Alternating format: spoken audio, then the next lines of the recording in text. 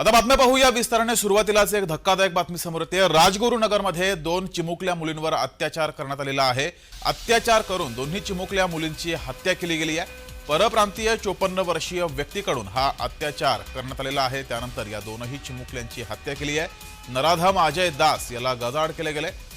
नराधम अजय दास हा शेजारीच वास्तव्यास होता आणि त्याच्याकडून या चिमुकलींवर आधी अत्याचार केला गेला। त्यानंतर या दोनही चिमुकल्यांची हत्या या नराधमाने केली आहे।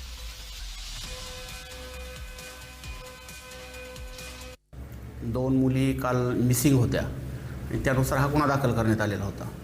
त्याच्यामध्ये अधिक तपास केला असता सदर मुलीच्या डेड बॉडी त्या ज्या घरी राहत होत्या त्या घराच्या वरती एक भाडेकरू राहत होते आणि त्याच्या एका टँकमध्ये टाकीमध्ये त्या आढळून आलेल्या होत्या। त्या दृष्टीने अधिक पोलिसांनी तपास सुरू केला आणि तपासामध्ये एक आरोपीचं नाव निष्पन्न झालेलं आहे। त्यांनी सदरचं कृत्य केल्याचं कबूल केलेलं आहे। त्या दृष्टीने अधिक तपास सुरू आहे।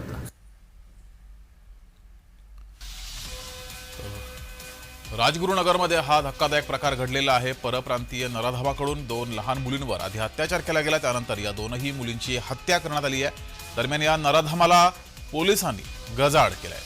मात्र राजगुरुनगरमध्ये प्रचंड संतापाची लाट उसळली आहे।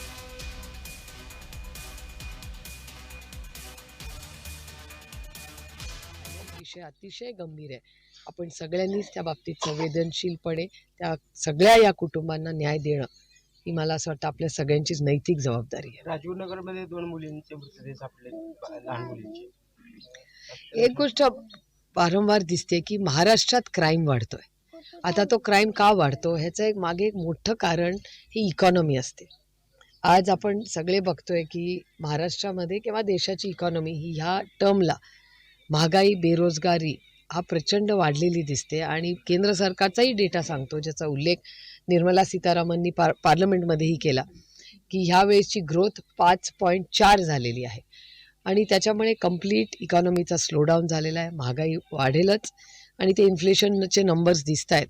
नरेगाचे नंबर्स ही तुम्ही बघताय, जर तुम्ही ट्रॅक केले नरेगाच्या नंबर्समधूनही दिसतंय की याचा अर्थ होतोय की लोकांच्या हाताला काम नाही, नरेगाचे नंबर्स वाढत चालले। त्याच्यामुळे काळजीची परिस्थिती आहे आणि महाराष्ट्र आणि भारत सरकार ह्याच्यासाठी काय करणार आहे, काय ठोस भूमिका घेणार आहे हे बघणं अतिशय पुढच्या काही दिवसात महत्त्वाचं असणार आहे।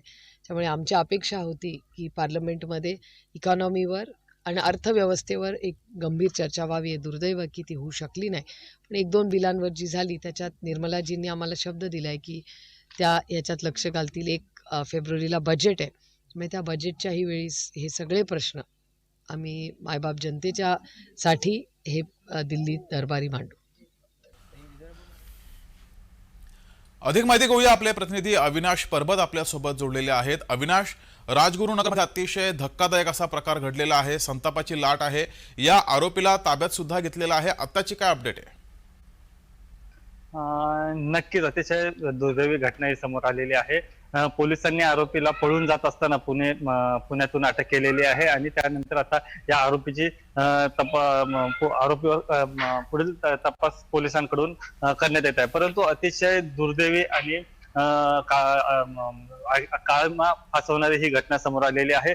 पोलिसांनी आरोपीला जरी अटक केली असली तरी नातेवाईकांनी पोलीस स्टेशनच्या बाहेर ठिय्या आंदोलन केलेलं आहे आणि पोलिसाला आरोपीला फाशीची शिक्षा व्हावी यासाठी, या मागणीसाठी परिवारातील सदस्य असेल किंवा स्थानिक लोक हे पोलीस स्टेशनच्या बाहेर बसलेले आहे। आणि जोपर्यंत आरोपीला फाशीची शिक्षा होत नाही तोपर्यंत आम्ही उठणार नाही असा प्रकारचं आंदोलन यांनी सुरू केलेलं आहे। परंतु याकडे अतिशय पाहणं गरजेचं यासाठी आहे की सकाळीच लोणावळा येथील एका पोलिसांनी देखील एका चिमुकलीवर अत्याचार करण्याची घटना समोर आली होती आणि त्याच्या अवघ्या काही तासानंतरच ही दुर्दैवी घटना समोर आली आहे। त्यामुळं कुठं ना कुठेतरी नागरिक सुरक्षित आहे का नाही असा प्रश्न हा विचारला जात आहे।